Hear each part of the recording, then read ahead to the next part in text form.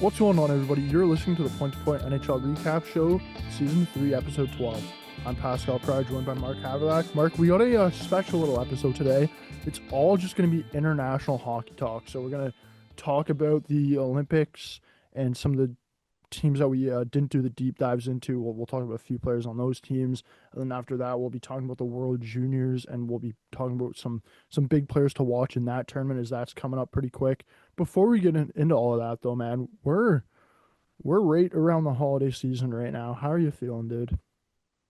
Dude, I feel like this year it's kind of came up fast. I don't know if I say that every other year, but I just can't believe we're a couple days out from Christmas already.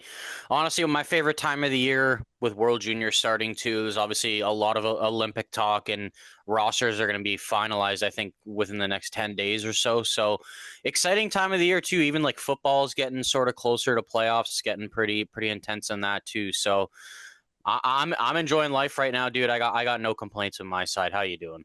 Oh, I'm doing pretty well, dude. I'm same as you. I'm looking forward to all the sports action that we're gonna have over the holidays and just the holidays itself. I got one shift at work until I'm off to Calgary for about a week and gonna catch a Flames game there. So I'm looking fun, just having the Are time you off. seeing them play the Oilers?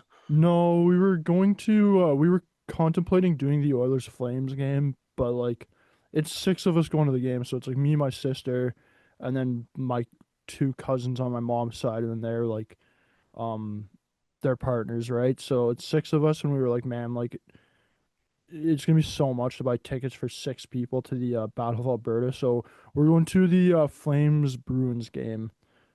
Okay. So it's gonna be fun. I'm hoping Swayman and Wolf are playing, and it's just a goalie battle because I would love to see that. Let's get right into the Olympic talk, though. The first team we're going to go over is Team Switzerland. Mark, the player I chose on Team Switzerland to kind of keep an eye on here is Nico Hischier. Like when we talk about Nico Hischier in the NHL, the guy's a great two-way centerman. He's always kind of in that Selke conversation. For a team like Team Switzerland at the Olympics, like Nico Hischier is going to be the guy on that team that's playing against the top line on all these other teams, right? So it's like when you're playing against a team like Latvia or Italy, you know what I mean? Like you might have a bit of easier matchups there, but when you're playing Sweden, Canada, USA, Finland, even Germany, like looking at Germany's roster, they're a pretty deep roster. Like Nico Hischier is going to have his hands full playing against the best players on all of those teams. And I really want to keep an eye out on what he can do there because I feel like Nico Hischier, people recognize his game, but I don't think people fully recognize like how good of a two-way centerman he can be in the NHL. I really want to see it's like if he goes to the Olympics and let's say they're playing Team USA and he completely shuts down his matchups. It's like I think that's a guy that might be able to get a lot more respect on his game and gain a lot more followership and fans over at the Olympics. Who do you have to watch out for on Team Switzerland? Yeah, I think Nico Hischier's a really good pick, and I kind of agree with what you're saying. And he could gain some more notice. It is difficult when you're playing behind Jack Hughes and being a second line center. Um, I ended up going with Roman Josi. I think this is a guy that his game has maybe gone slightly a little bit downhill over the past year and a bit, but obviously he was dealing with some health concerns through late last season. Hasn't got off to the greatest start this season, I would say overall. But I would say there's a lot of similarities into what you said about Hischier that I see also with Yossi being the number one defenseman and probably having to eat 30 minutes a night at the Olympics, considering there are other NHL defensemen that will be making this team, but he's by far their best one. And I think he's just going to be the anchor to their blue line. And I honestly think the two players that we chose are going to probably end up being their most impactful players, the ones that are playing the most minutes and maybe Yeah. even contributing offensively and defensively the most for this team if they want to have success in this tournament, right? And when I say like, I think I'll reference this a lot in this episode. When I say want to have success in this tournament, I think for me, for some of these countries too, it means at least the semifinals because um, all 12 teams will make it on to at least the top four will get a bye, and then the bottom eight play in a relegation round, and then it's quarterfinals, semis. But Yeah, I think for Switzerland, if they want to like pull an upset and get to the semifinals, like these are two players that are really going to have to play to their full capabilities, because I think if they don't, Switzerland might have a little bit of an early exit. Yeah. Moving on to the border of Switzerland, we got France. Not many players to choose from here, Mark. Who did you pick, though?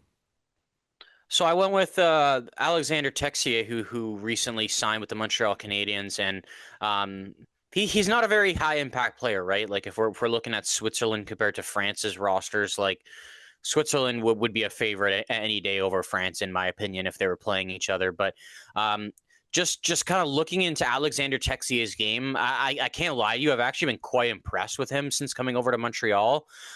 He's only got 7 points in 20 games, but he was playing a bit of a depth role. He did get a chance in the top six briefly.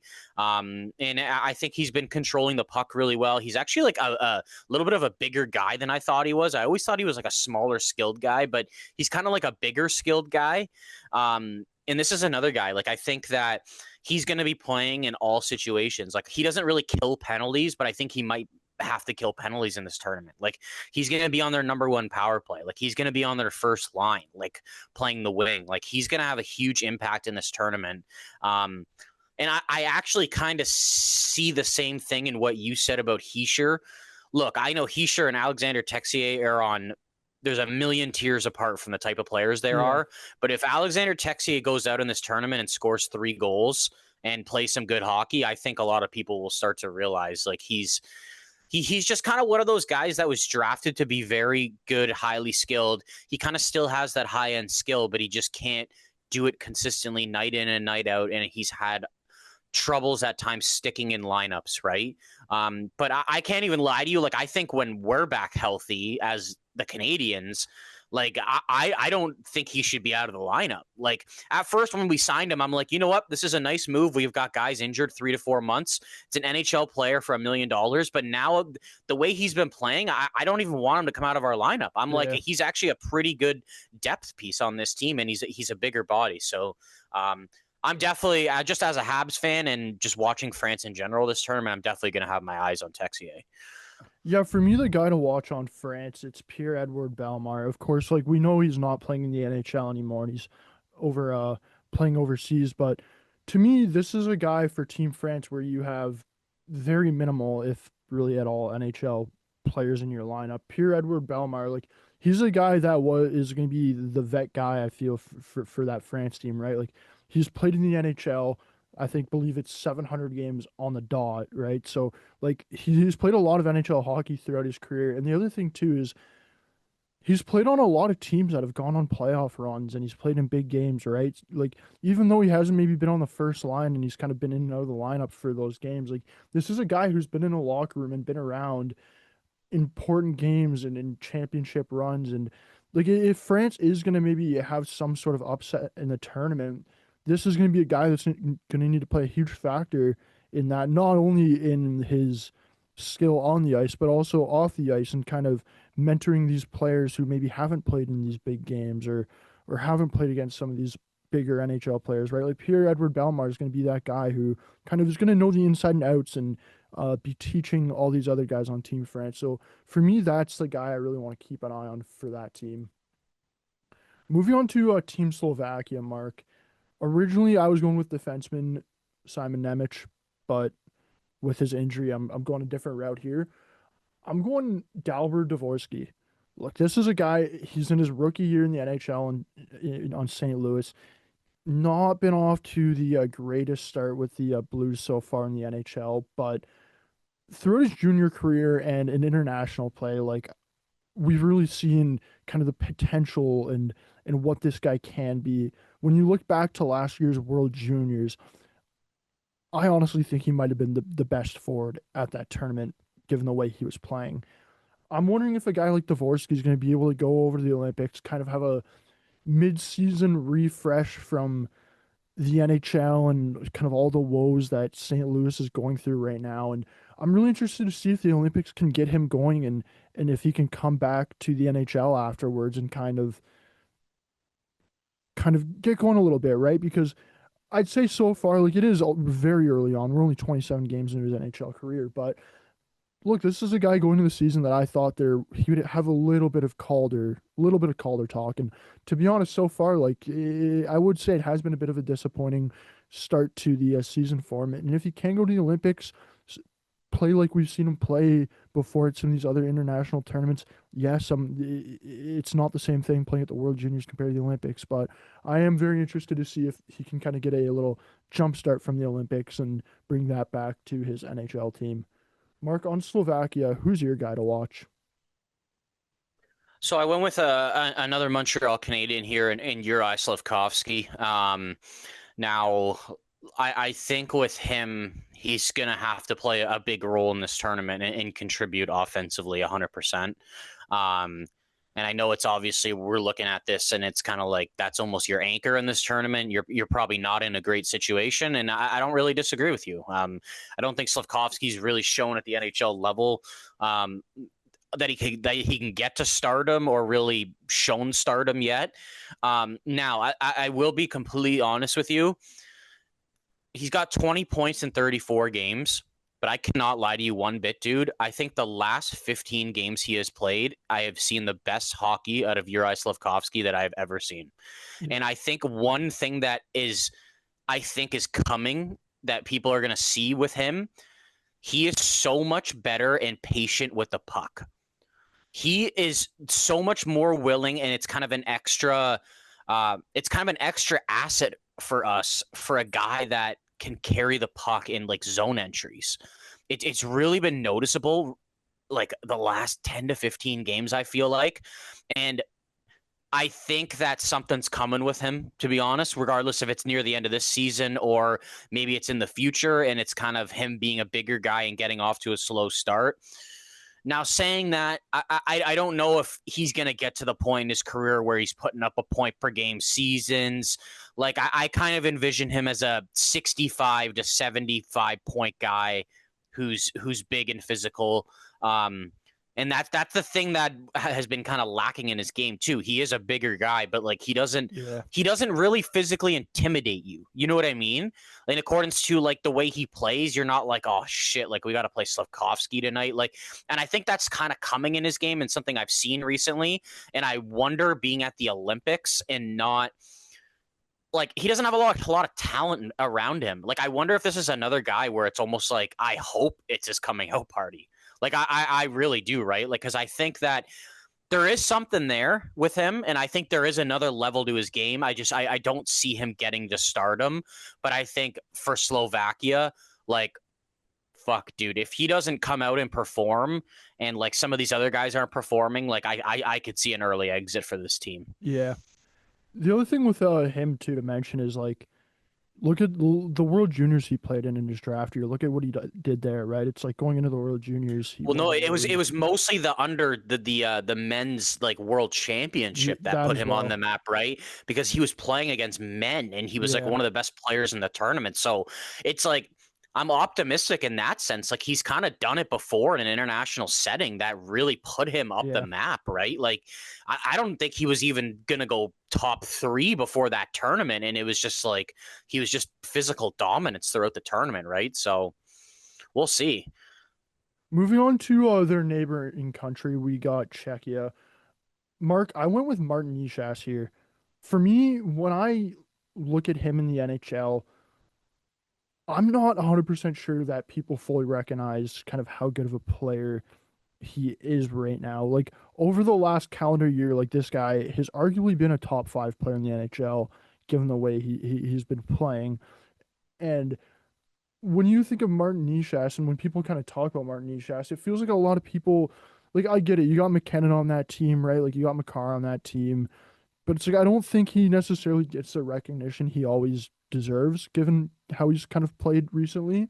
For me, it's like for a team like Czechia, they don't got a lot of like huge top end talent. I wouldn't say they got huge expectations on this team going to the Olympics, right? But look, if Martin Necas can go over there and continue what he's been doing for the Colorado Avalanche and going even back last season, the Carolina Hurricanes, and continue to kind of play how he's been playing and be one of those top players, like I think that's a guy that a lot of people could maybe look at their heads and be like, okay, he's doing this now without playing with the Sebastian Aho or without playing with the Nathan McKinnon. Like he really is an elite level player, right? So I think this tournament could do huge wonders for him because if he performs really well, like people are gonna look at that and be like, okay, no, like he is a legitimate dog, right? Where I wouldn't say that everybody in the hockey world right now has him as a legitimate dog. Who do you have your eyes to watch on Czechia? Yeah, he's definitely a good pick. I'm going with Pasternak. I think that, um, especially for a team like this, I think that your best players got to be your best players if you want to succeed, right? And you need to these teams need to grind the countries that are better than them down, but they also need to be getting scoring and production from players that are supposed to be doing it. Now to your comment about maybe not having expectations in this tournament, like I would say the public maybe, but I honestly believe internally that they believe Internally they with can them, go yeah, there or they can win. They won a world yeah, championship last year or yeah. a year and a half ago, whatever it was. I don't think they're going there with that mentality, but I don't blame the public for thinking that they maybe can't win this tournament. But I will say that I think out of every team we've talked about today, I think that they've probably got the better chance out of all of them. Yeah. Um, to probably go on a run and potentially maybe even make a semifinals or whatever happens. But I think with Pasternak, the scoring hasn't been there this year as much. I think Morgan Geekie's been doing most of that for the Bruins. But I think Pasternak's just going to have to be super impactful at both ends of the ice. He's going to have to score timely goals, and he's probably going to have to put on like if Czechia wants to go to the semifinals or all the way, like I think if they got to that point, we would be talking about Pasternak being the MVP of the tournament. Yeah. To be honest, right? Or maybe if it's Natchez, right? But it's like one of those guys is gonna kind of have to take the bull by the horns and really carry them there. And look, this is not a bad team in any way. Like right, like they've got some pretty good NHL talent on their team. They've got three capable NHL goaltenders. Like Dostel could he did wonders for them in the World Championships a year and a half ago. So um, I honestly got my eyes on these guys. I really do. I have a feeling that these guys are going to the semifinals this year. I see them upsetting one of the big dogs. To be quite honest with you, if they can get the goaltending and get the all around production, but I think Czechia is a little bit underappreciated going into this tournament. See, Mark, for me, I feel the team that is maybe the most underappreciated going into this tournament, it's Team Germany, dude. When I was looking at the rosters yesterday for all these teams that we're talking about today, I was looking at Germany and I was like, going into it, I was kind of thinking, oh, it's going to be easy. It's like pick Drysdale or Timmy Stew, right? But I kind of forgot how many high-end German players are in the NHL right now, right? Like you got Paterka, um, and the guy that I went with, it's Moritz Seider on the Detroit Red Wings. Like this guy in the NHL already, like I think he's starting to make his way up there to be known as one of the elite defensemen in the NHL. Similar to how I talked about with Nico Hischier, where Nico Hischier is going to be playing against all these top matchups and really being having to shut them down. Like that's going to be Seider's job for Team Germany. The guy's a monster. He's fucking huge. Like I cannot wait to see him playing shift in, shift out against the best players every game and seeing what he can do to shut these guys down because like I love his game in the NHL and I think Olympic play like if similar to how you said if Czechia is going to make any make way in this tournament like if Germany's going to make any make way in this tournament and maybe make a surprise semifinals appearance like Moritz Seider's going to have a huge part of that in shutting down the other team's top players. Who do you choose for Team Germany, Mark? I ended up going with Draisaitl. I just kind of wanted to give him some attention, considering that he couldn't be at Four Nations last year, and you Yeah. want some of your best players playing at these international events.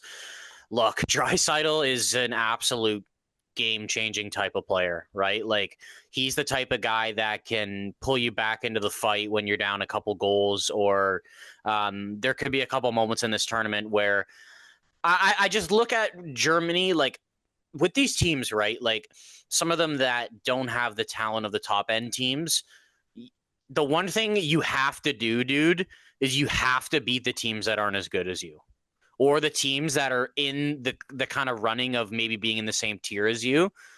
Those are the most important games, especially early in the tournament, is you want to get those wins. Now, it's not like there is like a relegation round or sorry, qualification round. So it's not like the round robin is the only important thing, but it does matter and set you up for who you're going to play. Right. So Yep. I just look at Draisaitl when you're playing, even if it's like if they're playing Slovakia or Switzerland or like obviously like Germany and Italy, or sorry, Italy and France, like these guys like Draisaitl, Cider, like you said, Paterka, like Timmy Stew, like these guys are going to have to play at the capabilities that they've shown at the NHL level. I totally agree with you with Cider, dude. I think that this year in particular, he's hitting another level in his game. And Yep. I'm going to be honest with you. If the season ended right now, I'd have a very difficult time leaving him off my Norris ballot. Yep. Very difficult because I think he's been that impactful this season with Detroit.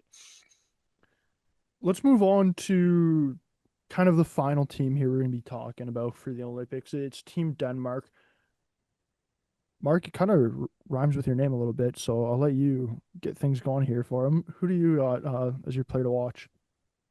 Yeah, obviously Denmark doesn't have too many NHL players currently. But I ended up going with their goalie Freddie Anderson. Yeah. Now Freddie has played some international stuff before. The one thing that worries me going into this tournament with him is he's probably playing some of the worst hockey he's played in quite some time. The injury thing is very concerning to me and how much he's going to be able to play. If he's like, you know what I mean? It's just like Yeah. you give him every start. Is he kind of done after the quarters? Like, right? Like, it's not like I have high expectations for this team to really go far in the tournament. But, dude, I think Freddie Anderson is going to have to carry them. Like, I think we're going to be Yep. talking about 40 plus save performances, maybe even 50, depending on who they're playing. But at the same time, I will be honest, I think this is a guy that can steal games. And, like, if we talked about in 2 months from now, like, Denmark went out and beat Finland, and Freddie Yeah. Anderson made 45 saves and they won 2-1, would you be, I'd be surprised, but would you be that shocked? I'd say probably not. Like, I'd say Freddie Anderson has shown at points in his career that he's fully capable of stealing games, right? Yep. And not even having great defense behind him in Toronto in their early years and playing some really capable hockey. So if Denmark wants to do anything in this tournament, like at all, like Freddie Anderson is going to have to be the backbone of their team. Yeah, I'm all with you on that, Mark. And when you mentioned the whole like stealing games part of it, like for me, what comes to mind is if Freddie Anderson gets a shutout, look, if you're Denmark, you're still going to need to score a goal like to win the game, right? And the guy that I chose is Nikolai Ehlers because as much as Freddie can steal a game, like you're also going to have to get some sort of scoring from your team, and Nikolai Ehlers is going to be that guy for Team Denmark. Look, like I I think Ehlers, he's always kind of been a top six player in the NHL. I wouldn't really say anybody's ever mentioned maybe him as like a true elite player in the NHL, but I am interested to see what he can do, like being the guy on a team here, because he's going to be the guy on Team Denmark when it comes to offense, right? So I definitely have an eye out on him, and I definitely want to see what he can do because look, like you mentioned, if Denmark steals a game and like Freddie is a 40 save shutout or something like that, like look, honestly, like I'd be a little bit surprised, but I wouldn't be absolutely shocked. But like, if that is going to happen, I think that means Nikolai Ehlers is going to have some sort of offense in that game, right? And we know he can produce offense from what we've seen in his NHL career. Before we move on to the World Junior talk, Mark, I just want to mention briefly the kind of two teams we didn't talk about today. The first one's Team Italy. Honestly, not much to talk about there. Looking at their roster, I don't think they really have any NHL players, even like NHL affiliated players. And then the other one we didn't really talk about is Team Latvia. I will say Team Latvia, there wasn't really any players I thought we really needed to talk about. But the one thing that does interest me about Team Latvia, Mark, and I think it might interest you as well, being the goalie, is Team Latvia has two NHL starting caliber goalies on their team in Silovs and Merzlikins, right?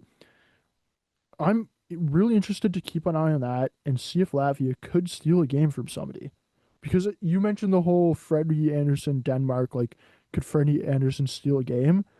With Team Latvia, like, it wouldn't surprise me if maybe some people are sleeping on him. And like, we've seen Silovs, what he did last year with the Abbotsford Canucks in the AHL playoffs and the NHL playoffs 2 seasons ago with the Vancouver Canucks, right? Like, I could see Silovs or maybe even Merzlikins stealing a game from somebody in this tournament, and it ends up having a big outcome come the end of the tournament on like how it fully unfolded, right? So I did want to shout out that Team Latvia team.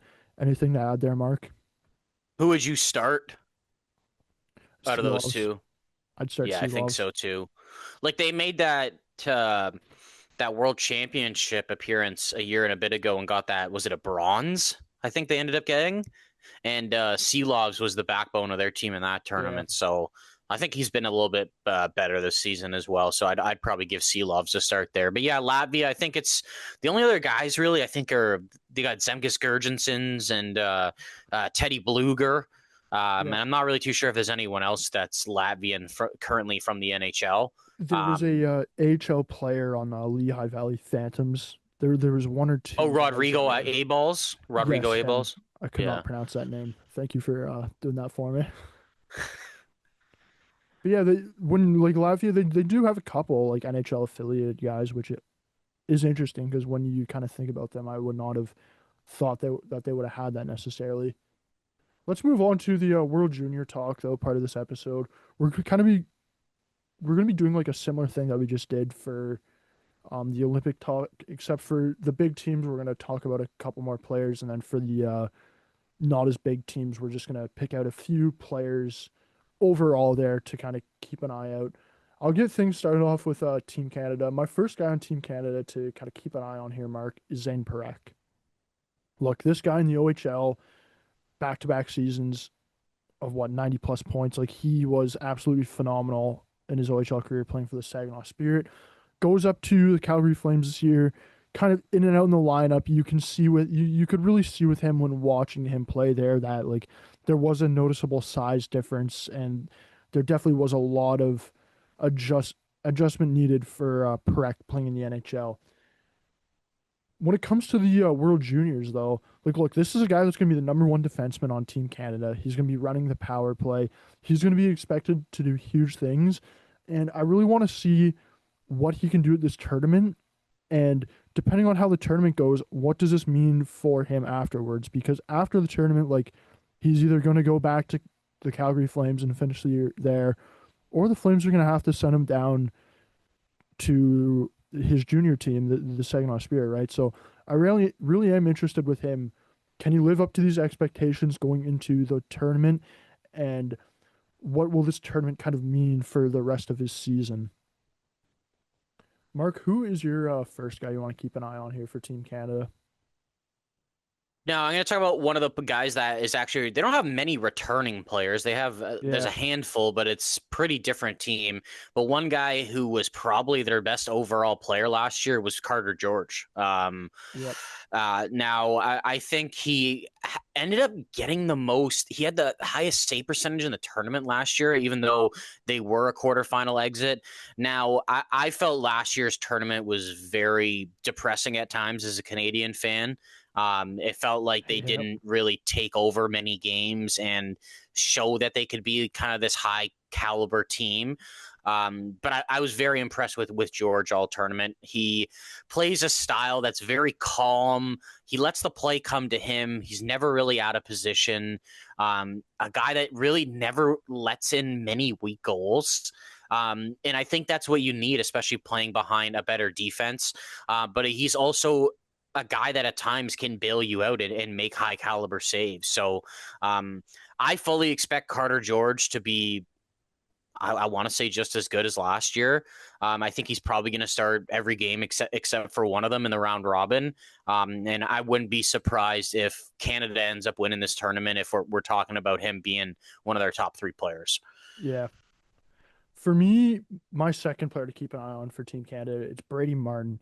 Look, this is a guy that when he was drafted at last year's NHL draft, there was some people that were fairly surprised. I feel like going into that draft and the whole draft process, this is a guy that probably had one of the bigger jumps in his ranking and draft selection compared to probably going into the last season and preseason.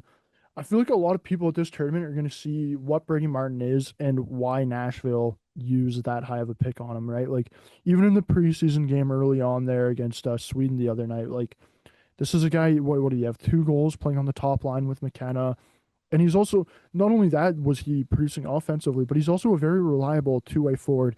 And he plays a very physical style of hockey that we're seeing is become extremely valuable in the NHL, right? So I think for Team Canada, for Brady Martin, like it's going to be big having that big physical kind of player on the team, but also like for Brady Martin himself, like I think a lot of fans are kind of gonna watch the tournament and see Brady Martin play hockey for the first time and really understand why this guy was selected where he was at last year's NHL draft.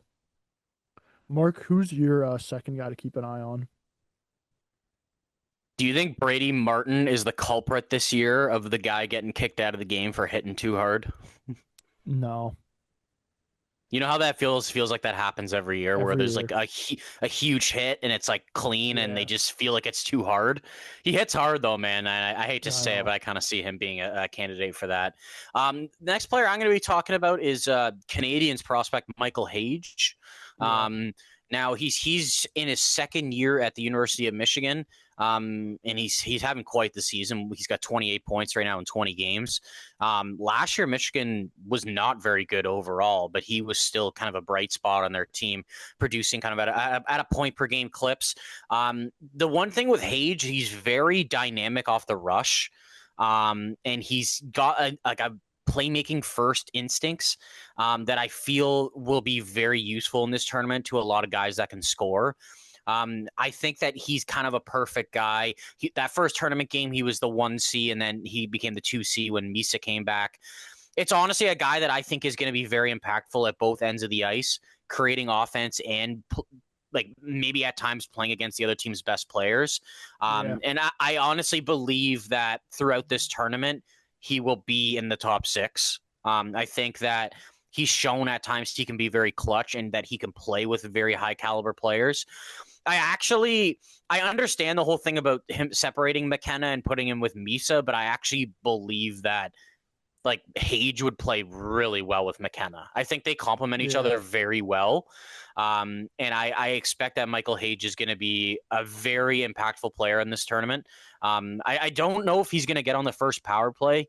I think that they have too stacked of a roster to probably have him on the first power play, but he could probably even provide an impact on the second power play, in my opinion. Yeah, I really enjoyed watching him play that first game against Sweden, the kind of pre-tournament games. My third player here to keep an eye on for Team Canada, it's Caleb Desnoyers. I'm very interested to see where he plays in this Team Canada lineup because I feel like he's a guy that can really play anywhere in that lineup, right? Like he's a guy who has the skill to play in the top six, but he's also a guy who's a very smart and reliable hockey player that like I'd also feel comfortable playing him in my bottom six and relying on him to maybe play more of a shutdown role in this tournament. The other thing too is like this is a guy that in his junior career has played in a lot of big meaningful games, right? Like of course last year in the QMJHL. He was a big part of that Moncton team winning the QMJHL and going on to the Memorial Cup. And I am very curious to see kind of how how he handles these games and where he does play in this lineup because I'm a big fan of his game, and I know on some roster projections I've seen him being an extra forward. On some, I've seen him being the third line centerman. So I am interested to see kind of what his role on this team is because to be honest, like I think he should have a decent role on this team. Mark, to wrap things up for Team Canada, who's your final player to watch? And the final guy I wanted to talk about was Porter Martone. He's currently playing at the Michigan State University and having quite the season actually with 11 goals in 16 games so far this year. Now he's got a little bit, maybe not that much different. Like, I mean, Brady Martin is a different type of player. But I mean, Martone is a little bit different than I would say the rest of their roster. In accordance to his style, like he does have flashes of being a power forward, but he's kind of more of like a very skilled power forward who has a really good shot. And Yeah. honestly, his playmaking is probably one of the best parts of his game. Like his hockey IQ is kind of through the roof, in my opinion. I think he's going to be a super impactful player, like not even at this tournament, but like down the road for the Flyers. And I think that this is a guy that we're going to see getting in the mix, dude. Like he's a guy that's he's in your face after the whistles. Like he's going right until that whistle's blown. Like he doesn't care if you push him back. Like he's going to go right at you. And I think that you need these types of players at this tournament. And I think it's also a guy where it's not just that he can be a pest, like he can produce, and he's produced at every single level he's ever been at. And I don't expect him to be any different at this tournament. And this is also one of their returning players. This is a guy that made the team in his draft eligible year. And that's not something easy to do for Team Canada, but I think they realized his skill set and how much different he can be than some of these other skilled players and juniors. Yeah. And I think that Porter Martone could be one of Canada's most impactful players. Yeah, I'm definitely excited to watch him play in kind of that skilled power forward type of role that he plays. He's definitely going to be a fun player to watch at this tournament. Moving on to our neighbors down south, Mark, we got Team USA. For me, the first guy to kind of watch on this team, it's Cole Eiserman. Look, when you look at Team USA, they don't have a whole lot of returning players on this team. Cole Eiserman is one of those guys. I believe what it's going to be his third World Juniors as well. I think if USA is going to have a big tournament, like this is a guy that's going to need to be putting up a lot of offense for this team. We kind of know the goal scorer he is and what he can do with the puck when it's on his stick, and I really am looking forward to seeing what he can do at this tournament and if he can lead USA to another gold medal this year. Mark, who is your first guy to watch here for Team USA? So I'm sticking with the Coles, and I'm going to go with Cole Hudson, brother of Cole's Lane Coffee? Hudson. Yeah, have you seen that? It's Love it, pretty dude. funny show. Love it. Did you see Grinelli saying that his hot take is the Habs are going to the Cup Finals? I'm like, oh shit, fuck. Like, no, we're definitely not going now. But yeah, I'm going with Cole Hudson. Now Cole and Lane have similar styles the way they play, but I don't know if you agree. It's kind of weird to judge at times because it's like they're so similar, but it's like if you put them both on the screen, I could tell you who the Oh, difference, who's who? Yeah. right? I think that with Lane, he kind of he goes at you the way he, and it's like they have very similar skating styles, right? I think that Lane might be able to, he probably has quicker feet, and I think that he'll attack you, right, with the puck. Yeah. Lane is not. I think the difference with Cole and Lane is Cole has that high end skill, but I find that he waits more for you to bite. And the one thing that I will say about Cole is I think he has a better shot. Yeah. And I think that he can be a more impactful goal scorer. Yeah. And fuck, dude, he had 11 points in 7 games at this tournament last year. If USA, now I will say, I think USA is going to be very good at this tournament. I wouldn't necessarily call them the favorite. And I think there's a decent amount of changes to this team. They don't have the same coach. They're on home soil. But if they're going to win this tournament, I think that Cole Hudson might be their MVP. Yeah. He is that good and that type of player. I love watching him play. Loved watching him play last year, and I can't wait to watch him play this year. Mark, my second guy here that I want to kind of keep an eye on for Team USA. It's another returning forward from last year's tournament. It's Trevor Conley. Look, for me, the big kind of reason I want to keep an eye on him is because right now the Vegas Golden Knights have his rights, right? They have his rights. I am very curious on what type of tournament Trevor Conley plays. And look, dude, if he has a great tournament, dude, like, and it maybe bumps up his trade stock a little bit, is this a trade piece that Vegas uses? Because let's be real, like Vegas, they don't have their first round pick for this year's draft, so you can't use that at the trade deadline. Are they gonna want to use a draft pick in 2 years? Like, who knows? if they are going to make some kind of acquisition here at the trade deadline, like Trevor Conley's probably the the biggest asset they have right now. So I'm very interested to see what type of tournament he has and how that kind of impacts his trade stock and what that means for Vegas and the NHL, what they're going to maybe do with him. Do they keep him? Do they end up trading him to really bolster up their lineup? So I am definitely keeping an eye on Trevor Conley and kind of the tournament he's going to have for Team USA.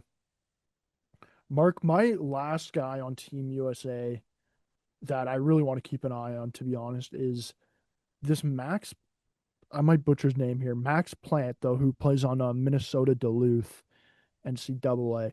Look, this is a guy, to be honest, man, that I really knew nothing about going into the season, right? But he is on a tear right now in the NCAA. He's going to be playing at this year's World Juniors.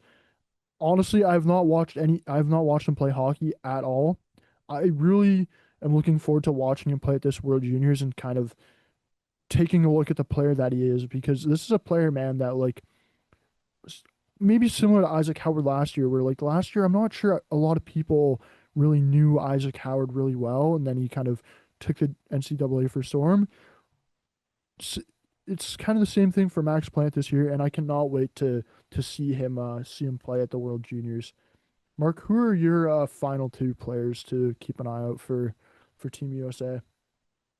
Yeah. The first guy I want to keep an eye on is returning player James Hagens, top 10 pick this past year to the Boston Bruins. 100% going to be their first line center, first power play, probably even getting some time on the penalty kill, playing in all situations. He's a high skilled player who's undersized, but at the same time, he's also pretty built. Like he's like 5'11", 194. So it's not like Yeah, he's getting pushed off the puck. It's just that he doesn't have like the height to him. But it's a guy that can produce at high levels. He obviously dropped in the draft last year.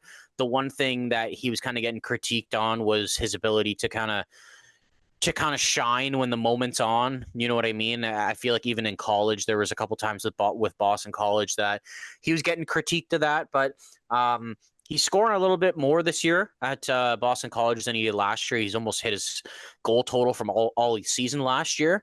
And this is another guy with the States. Like they've lost a couple good players over the last year, right? How we talked about Howard, Ryan yeah. Leonard's gone, Gabe Perreault's gone.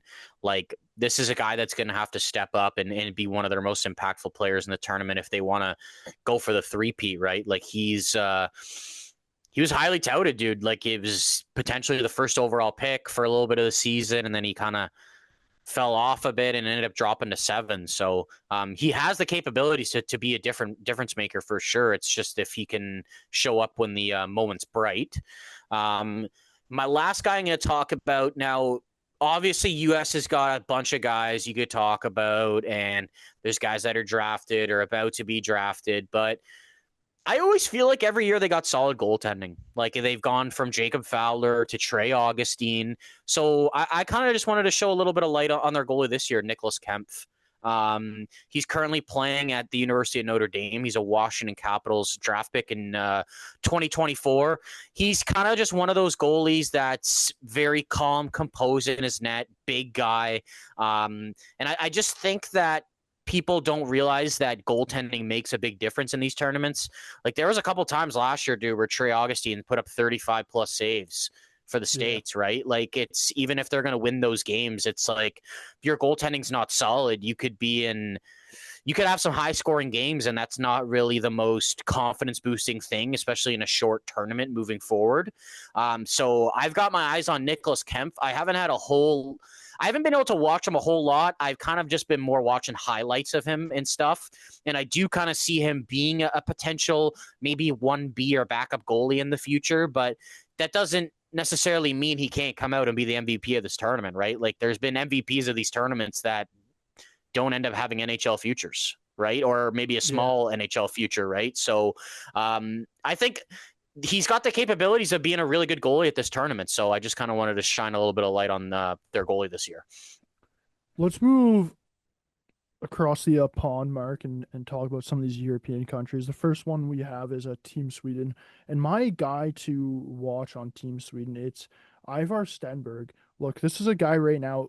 It is his draft year, of course, and there's a there's a debate going on. Is it him and McKenna for one, right? Him or McKenna?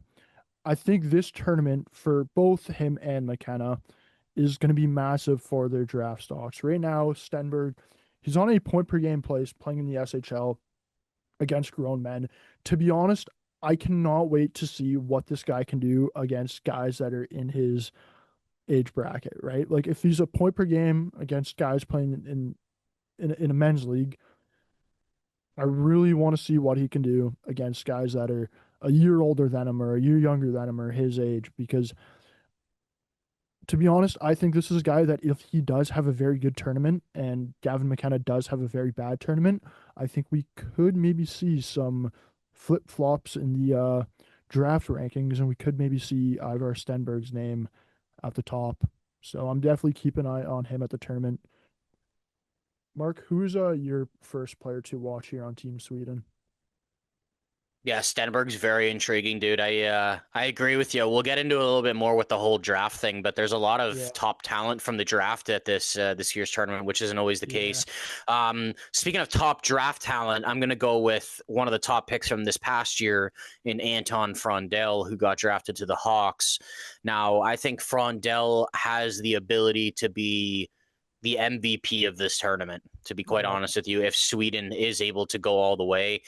He's a guy who can score goals, play 200 feet. He is a bigger body at 6'1", 205, makes players around him better. Sweden, you're talking about Stenberg, like they've got some high-end talent on this team. They do basically every year, but I'm really curious about this Sweden team this year, dude. I know they kind of always come out of the gates flying and never fucking lose in the round robin and then they lose in the playoffs. But I really do wonder if this could be Sweden's year. I Yeah. really do. And I'm Yeah. very high on Canada, but I think that a guy like Frondell, Stenberg, these guys have the potential to be true difference makers at this tournament. Yeah, another guy on Team Sweden that I think is going to be a difference maker at this tournament, could be a difference maker, is Victor Eklund. Mark, I know you love this guy's game. Last year when we were doing all the whole like draft process shows, like you were raving about this guy and how much of a steal he was for the Islanders to get him at what, 16, I believe it was. You mentioned Frondell and like how he's a guy that could be the tournament MVP and really get Sweden over this hump and maybe win a gold medal at this tournament. Like, look, I think the same thing about like Victor. I think Victor Eklund could do that as well. I think he's a guy that could also be the MVP and help Sweden win a gold medal. Like this Sweden team, it looks very good this year.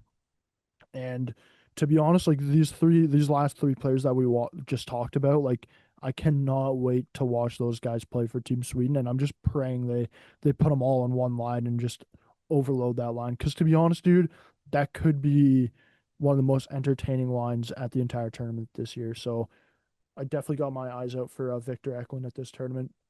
Mark, who's your final guy on Team Sweden to watch? Yeah, I mean, the last guy I want to talk about is Vigo Bjork. He is a draft eligible forward this year who's going to be on the team.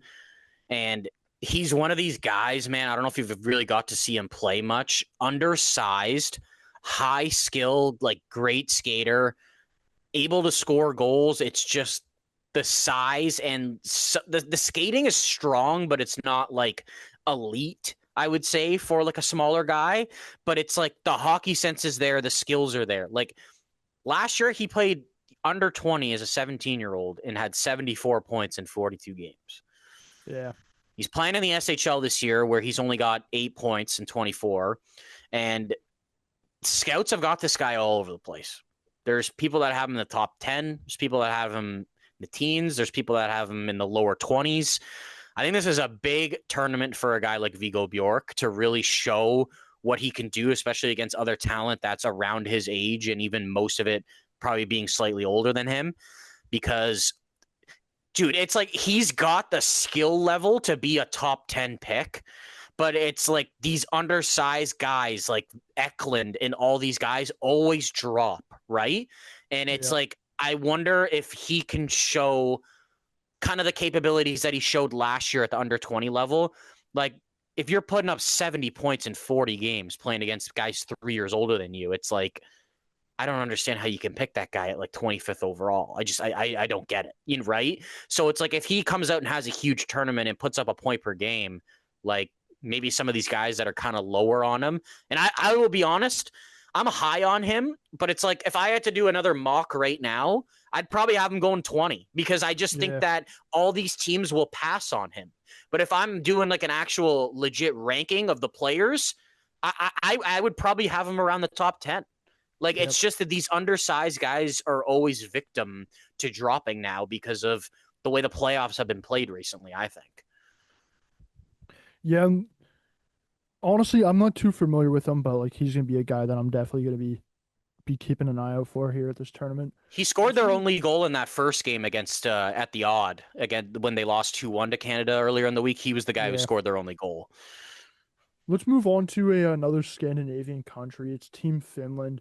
Mark, my first guy I want to really keep an eye out here for is Consta Hellenius. This guy, he's in the Buffalo Sabres organization right now. He's down playing the AHL with the Rochester Amherst. He's at a point per game place right now, point per game pace right now. Pardon me.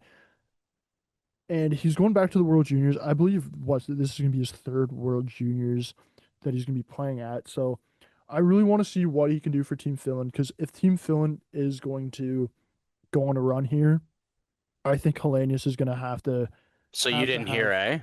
eh? Is he not playing now? Buffalo didn't send him. He's playing in the AHL. What do you mean I Buffalo think didn't send him? I think that Kekalainen is going to call him up. Okay.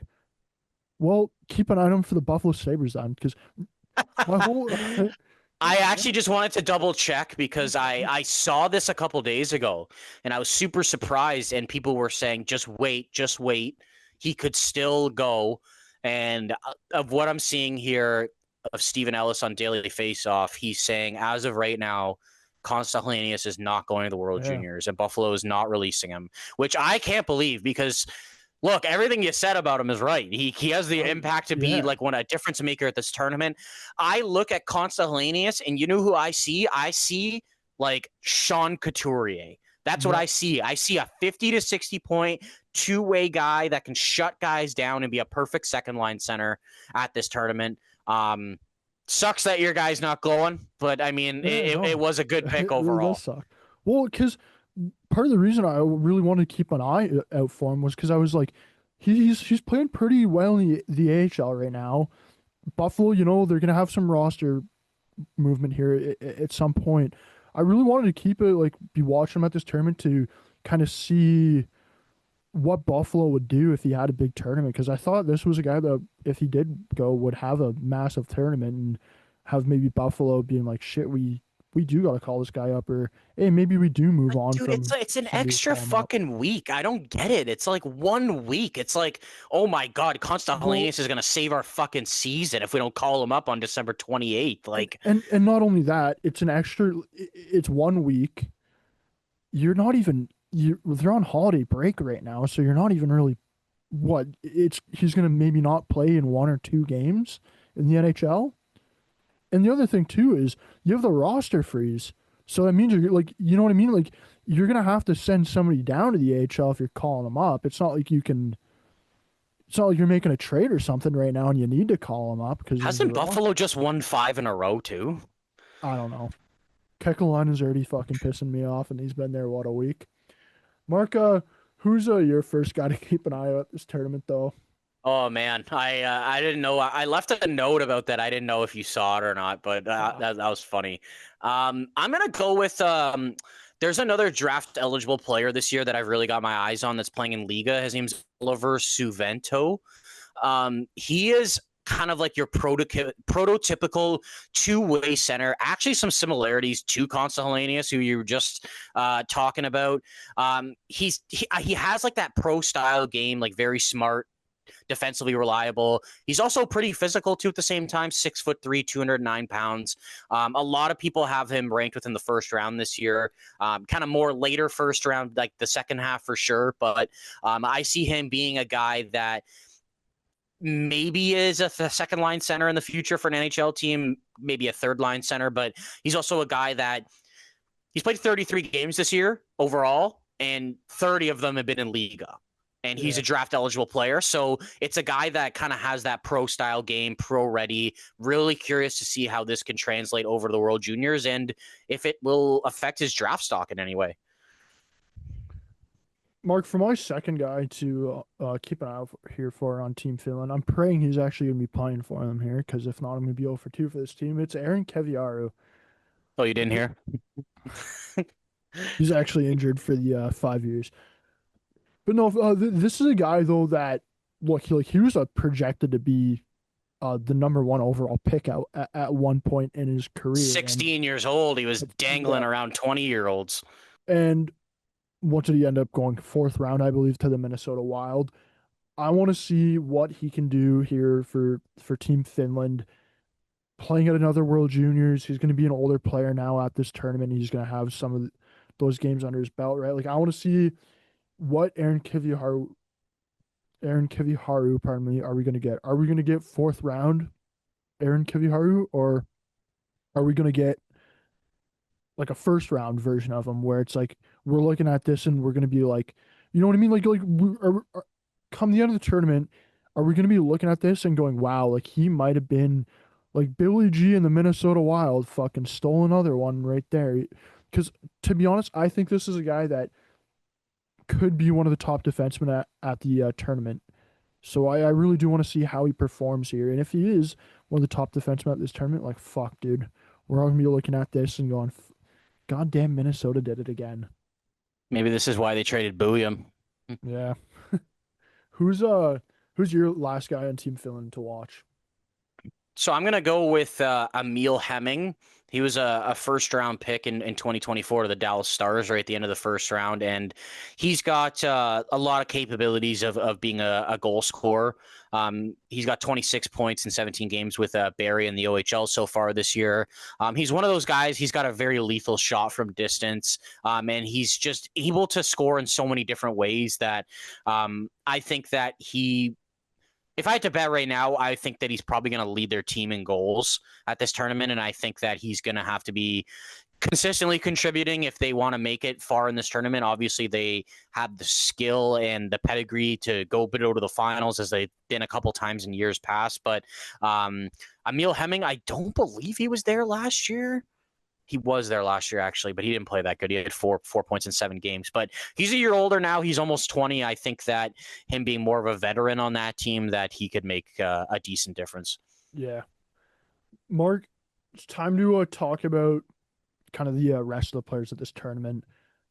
Don't have enough time, unfortunately, to go through every team and do the top players on every team. So we're going to do some of the top players we're looking forward to watching here at the tournament.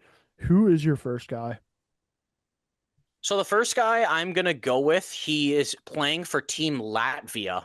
And I think that he has potential to be their best player. His name's Albert Smits. He is going to be a first-round pick this year, in my opinion. He's a bigger guy at 6'3", 205 pounds, left-handed shooting defenseman.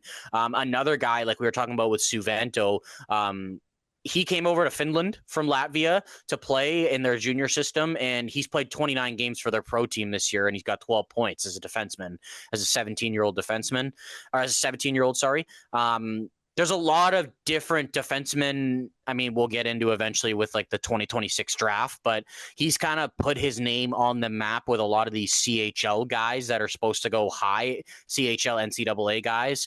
Yeah. And I will be honest with you, dude, there's talk about this guy being a top 10 pick this year. He's that good. He's that dynamic. Okay. He's a very good skater. He's physical. I'm not 100% convinced it's going to happen because I think there's some right-handed D that I think some teams might take, but definitely keep your eye on for this guy, as I think he's going to be Latvia's best player. Yeah. For me, I have another guy that's going to be draft eligible, not this year, but next year. It's the Swiss guy, Jonah Neuenschwander. Mark, I know last year you were talking about this guy when we were doing our prep for the last year's World Juniors, and you're like, man, like Team Switzerland has this 15-year-old guy, and he looks absolutely nasty. And we're here a year later, and he's going to be back on Team Switzerland, going to his second. It's crazy. The guy's 16 years old, and he's going to be playing at his second World Juniors already.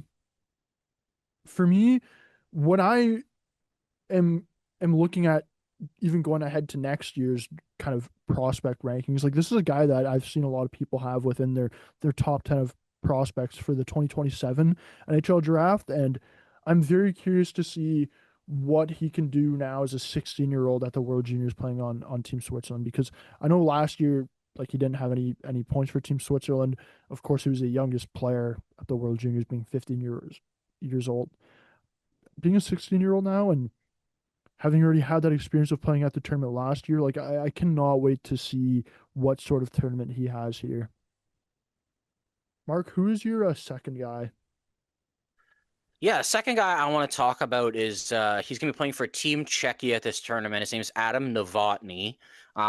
He did actually play at the World Juniors last year for Czechia. He only had one goal in 7 games, but I think him just being a year older, he's a bigger physical guy, 6'1", 205 pounds.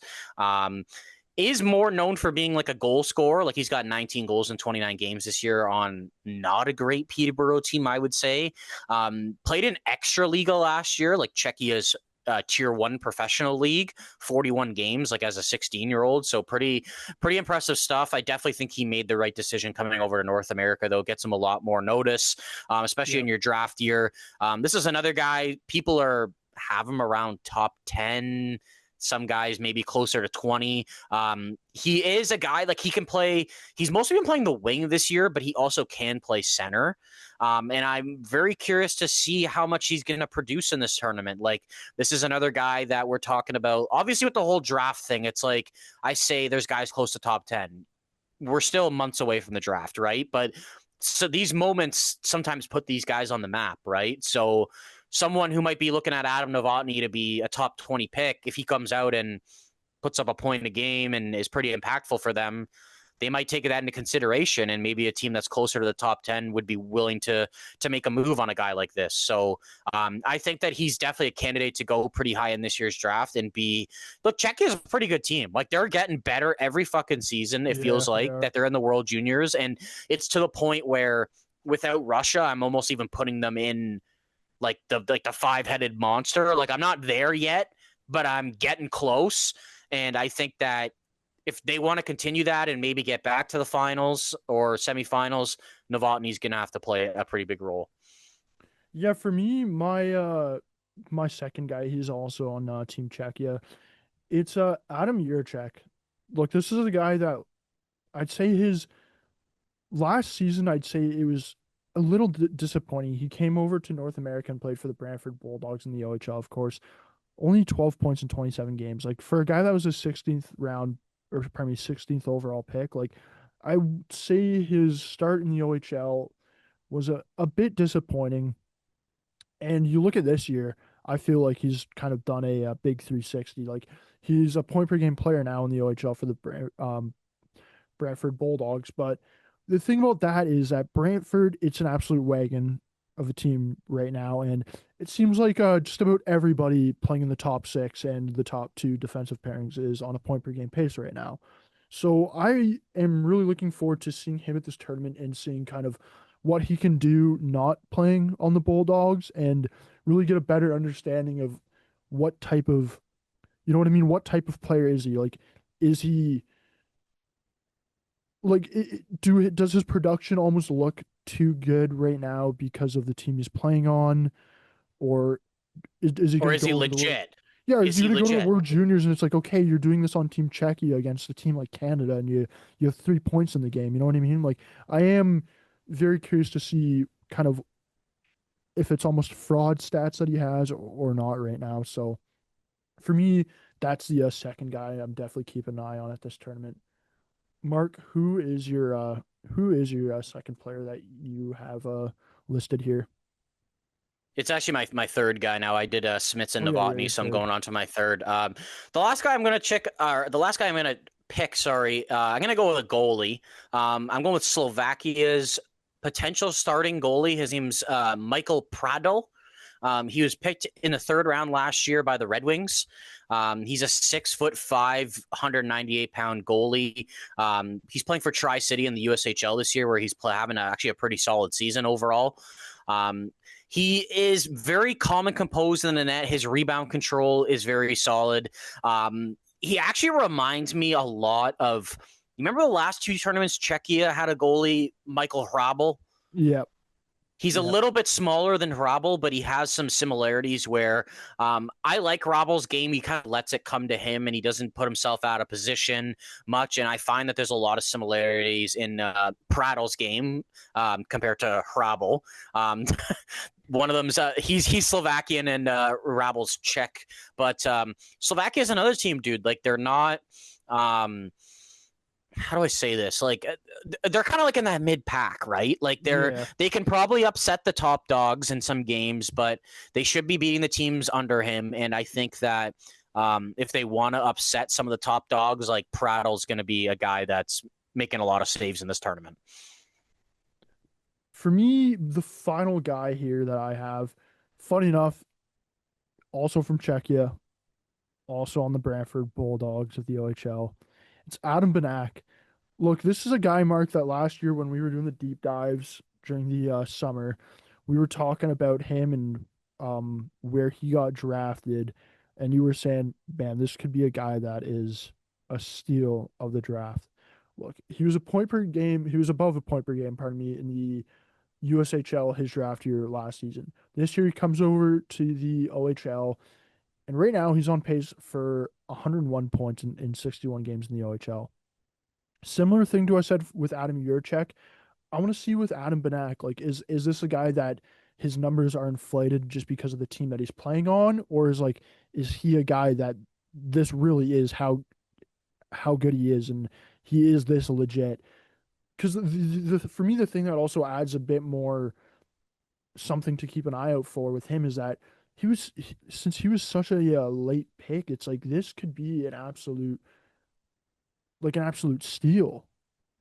You know what I mean? We could be looking at this and we're like, how was this guy drafted where he was? These are the legit boomer bust picks, I feel like, but it's like taking a risk on it in the 4th round, I don't think is a problem. I think it's when you do it too early, because people are going to look back and be like, maybe if he didn't make it, it's like, well, it's a 4th round pick. It was a 4th round pick. And if he does make it, what are the odds of him actually making it, right? Usually. Yeah. And if he does make it, you're looking at it and you're like, hey, dude, this is a guy that's our 2nd line center right now. And funny enough, who drafted him? Fucking Minnesota. Yeah.